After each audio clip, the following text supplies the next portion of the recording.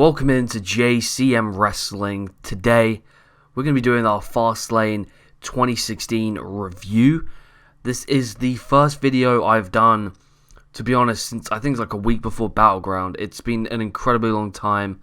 A lot of poor stuff from the WWE throughout this period, from around Battleground to now. I mean, that period, like Battleground through to like SummerSlam, was just excruciating to sit through. I absolutely hated it, and I'm kind of at that point, again with the WWE. So let's get into this FASTLANE 2016. Going into the show, I really didn't expect anything. I wasn't really going to watch it. It just happened that I had a day off college. Well, from where I live in the UK, I have to stay up till, I'd say, about 4 a.m.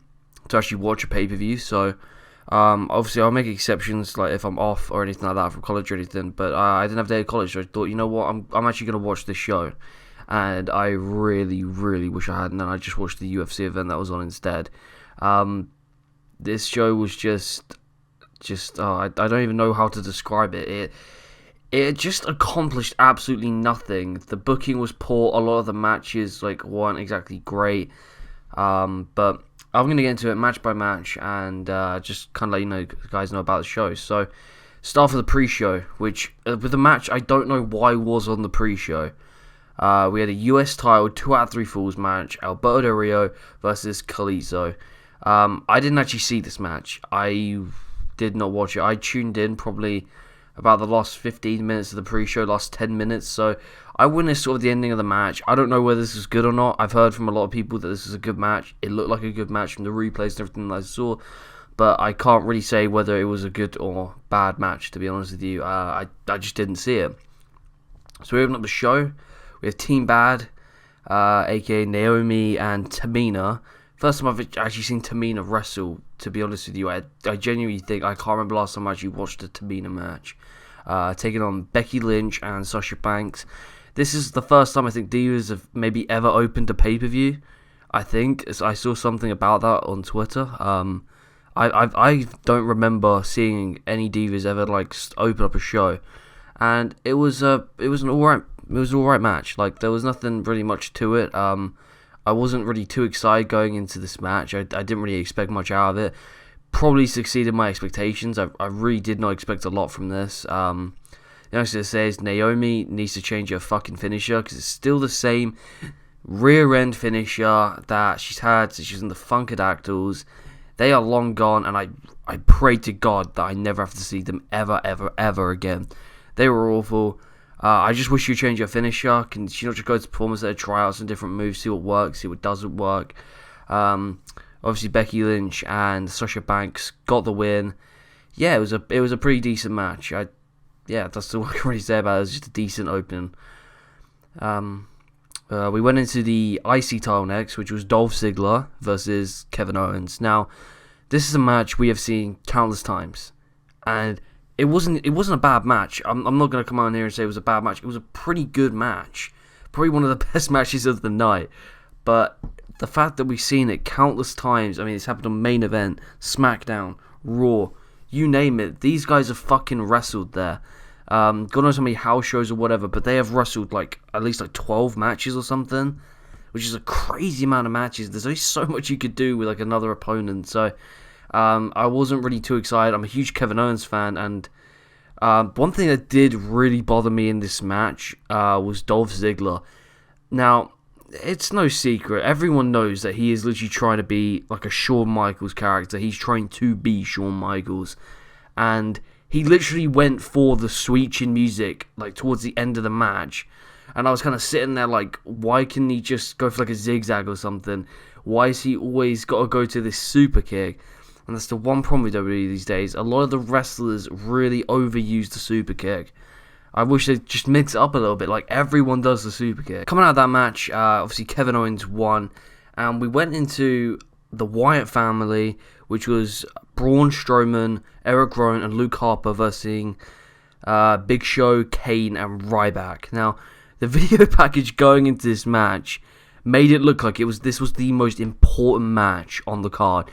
It was a very well put together video package. I was really surprised. I was like, I'm actually kind of excited for this match going into it, and all honesty, it was okay. Like, it was... So yeah, this match was... it was really nothing special. Like, it just wasn't just... It didn't accomplish anything. Just pretty much like the rest of the matches on this card. I mean, the Wyatt family lost for some reason, and I'm trying to work out why they lost. I thought these guys were going into a rivalry with Brock Lesnar, but then they can't beat Big Show, Kane, and Ryback. That just... I don't know what to say about that. There's just WWE's booking yet again, pushing the Wyatts, and then they stop, pushing, stop. Now we're probably going to go through the stage where they push them up until WrestleMania, and then Bray Wyatt will lose his third WrestleMania in a row. But overall, this match just... It accomplished absolutely nothing. So, I wasn't really too excited coming out of this match. Big Show, Kane, and Ryback went over. The finish, I do want to bring this up, was reckless as fuck. If I was in the ring with Ryback, I was working with Ryback, I would not be happy. This guy is fucking dangerous. I will be amazed if Luke Harper is not injured after that.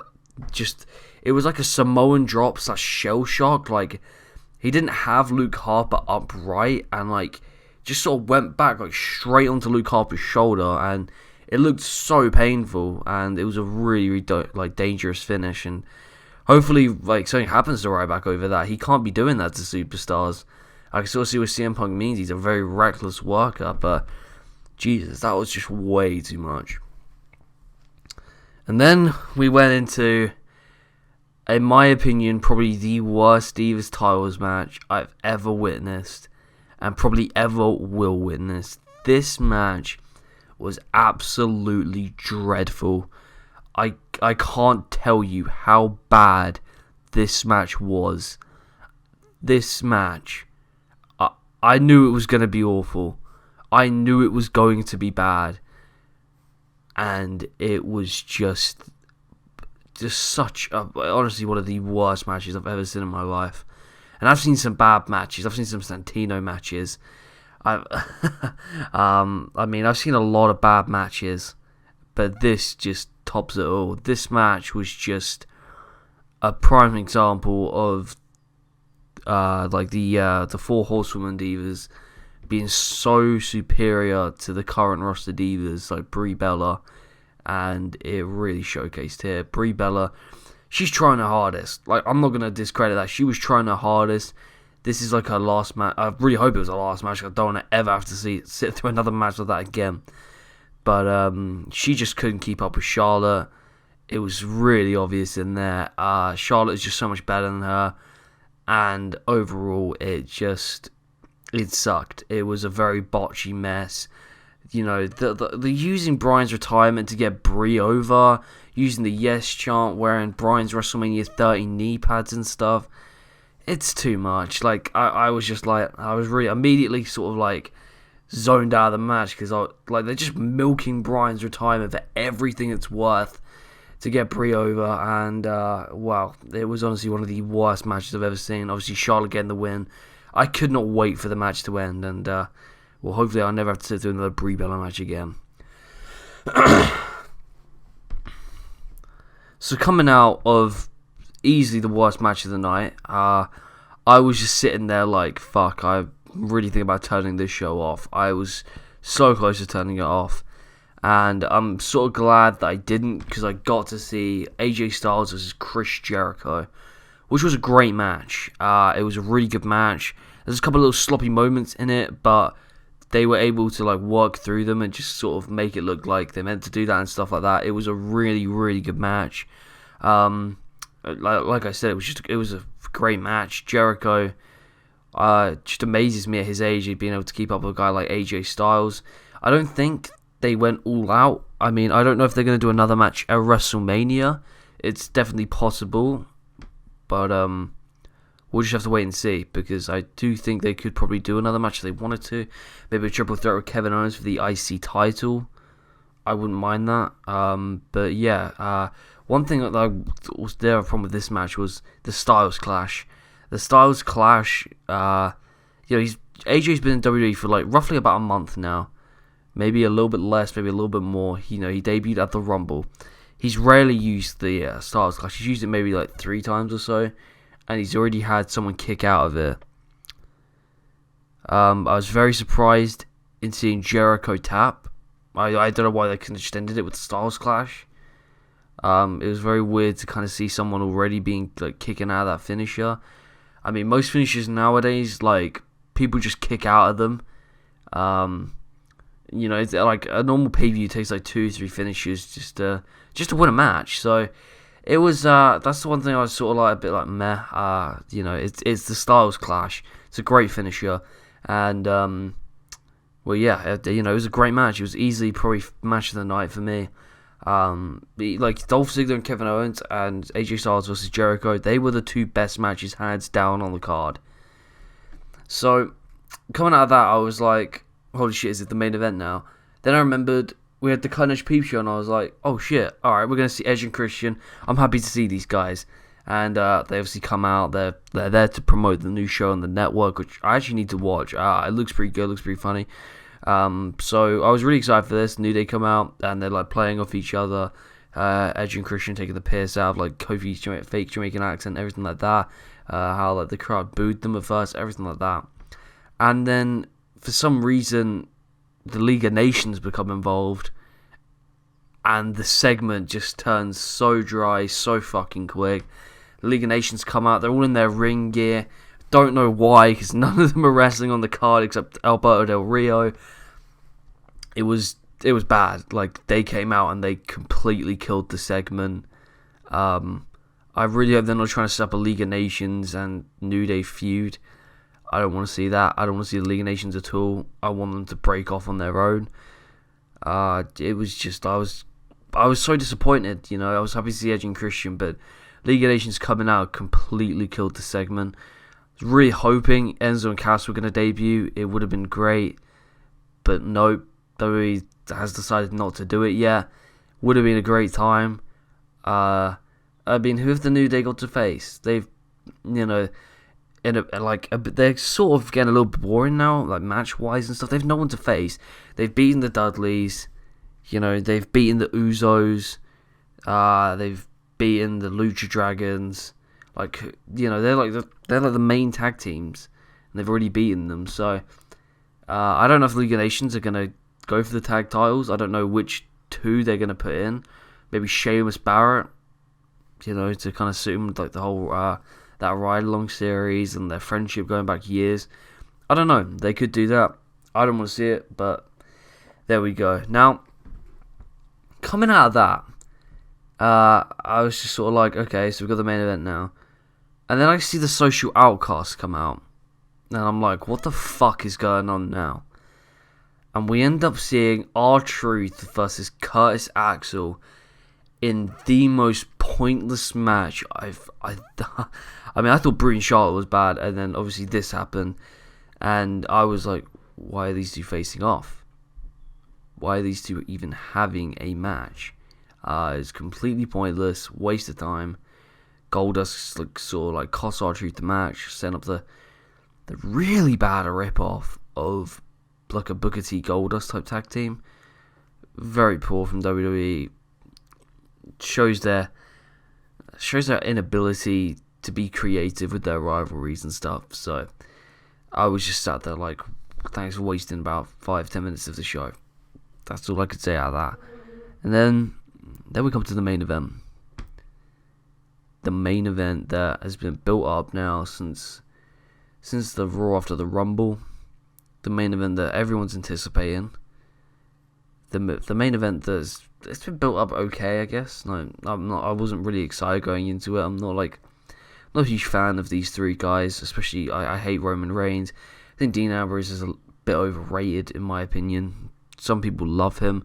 I think he just spams his moves. And obviously Lesnar, I do like his presence. I do think he's a very dominant athlete, and but his matches aren't like necessarily the most entertaining. So I was sort of a bit like, meh, they could be a really good triple threat. They could do what they did at the Rumble 2015. Arguably one of the best triple threat matches I've ever seen. It was great. So this match was, you know, it really had to deliver. It really did. This show sucked.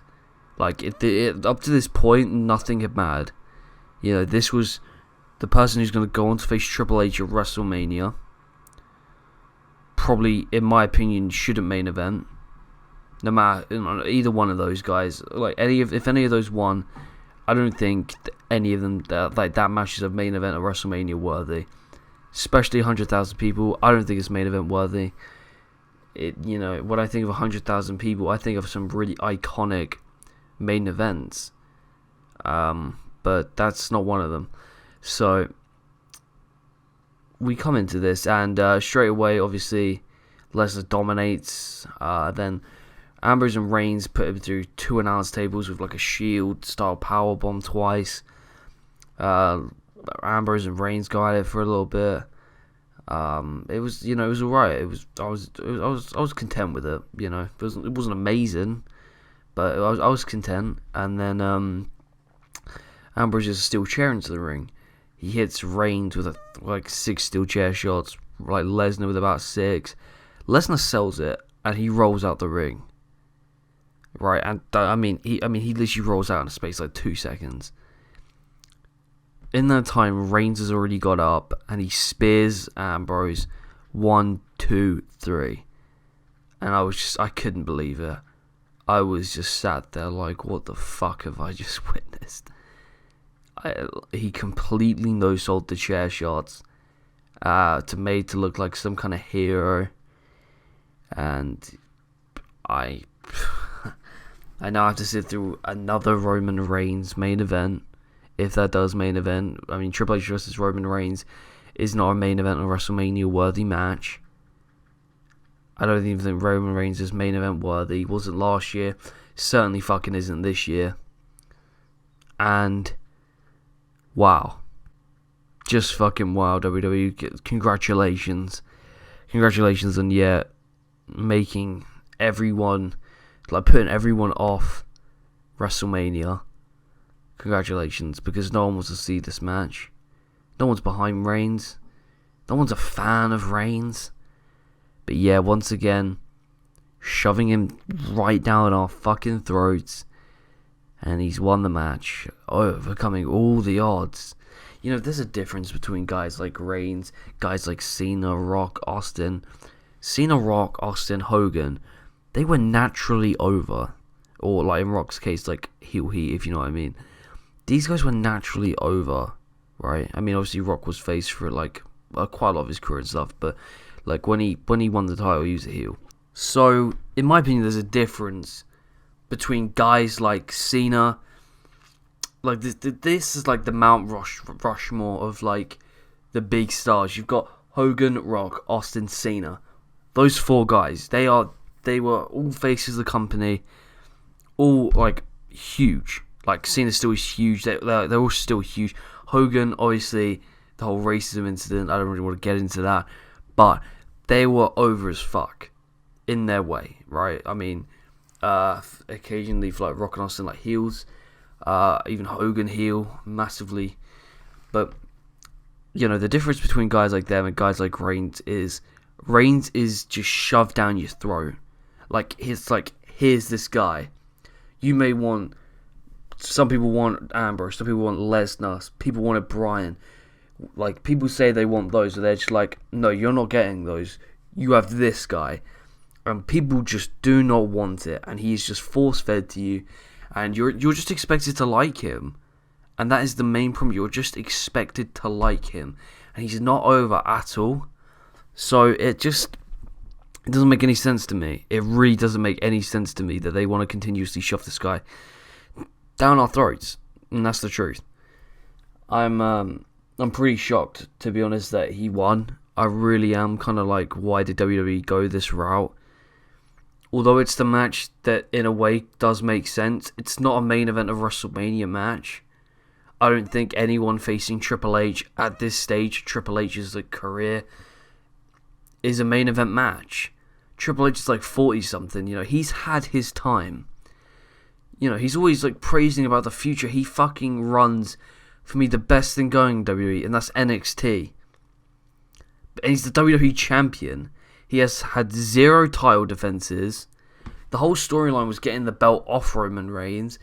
And after the match, after Reigns wins and all the fireworks and stuff, Triple H just comes out and they have like a little stare down. What the fuck is that? Like, it's like, oh, congratulations, you're going to be facing me for the WWE title. It's like, you know, we tried to get the title off you, but you've got another shot, so congratulations. It makes no fucking sense to me. It's so obvious that he's just going to go over. There's no Mr. Money in the Bank this time. There's no Seth Rollins this time. Seth Rollins only like 3 months or something into his like 9-month recovery. I'm hoping he'll be back by about SummerSlam, to be honest with you. Cena is no guarantee. There's no Cesaro. There's no Orton. There's no one that can really cost Reigns except maybe an Ambrose. For me, they need to make this a triple threat. But this is the problem for me. As that's the match, if Cena can compete and they do the Cena Taker match, that has to main event. No matter what people say, that has to main event the show. It's the biggest match. It will be the biggest match on the card. I mean, Cena Taker is huge. That's a huge match.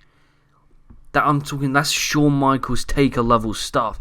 And I really kind of see in this WrestleMania being a little bit of a repeat of WrestleMania 25, where they decide to do Taker and Cena before Triple H and Roman, and then Triple H and Roman is stuck in like a Triple H Orton spot, and they just won't be able to deliver a good match.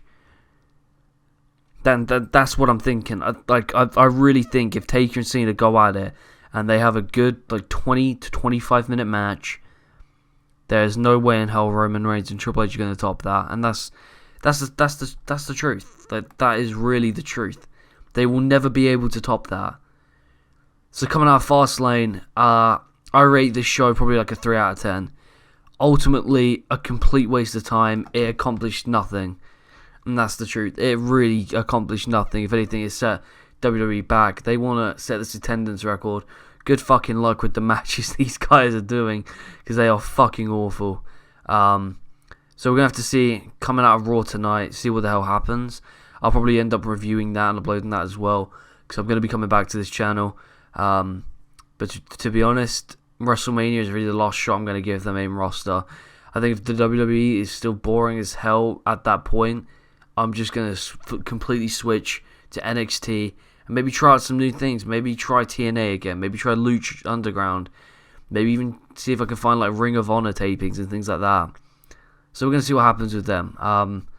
But overall, poor show. Very, very poor show. They've got to do something. They really have to do something right now. They've got to have something big happen. They've literally got to go like Rock level stuff, like announcing him in a match with someone. But we'll see. We'll see what's gonna happen. Hopefully they do something. That's all you gotta hope. So gonna be doing some Raw, NXT reviews and pay-per-view reviews. Hope you guys are gonna enjoy them. And yeah, JCM Wrestling is back on this channel. Let me know what you guys thought of the show in the comment section, and I'll see you guys in the next video. Peace.